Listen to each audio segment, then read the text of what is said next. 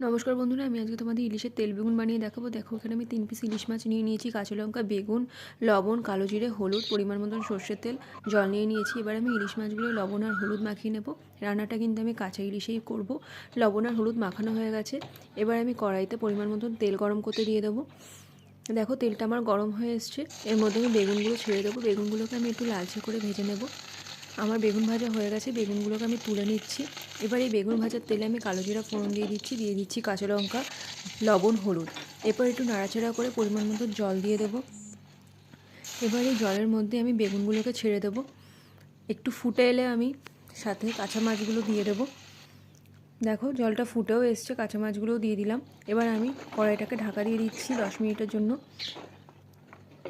10 minute হয়ে এসছে, ঝোল আমার ফুটে গেছে। আমার ইলিশের তেল বেগুন কিন্তু একদম রেডি। তোমরা অবশ্যই বাড়িতে এইভাবে বানিয়ে দেখো। ভিডিওটা ভালো লাগলে লাইক করো, শেয়ার করো, সাবস্ক্রাইব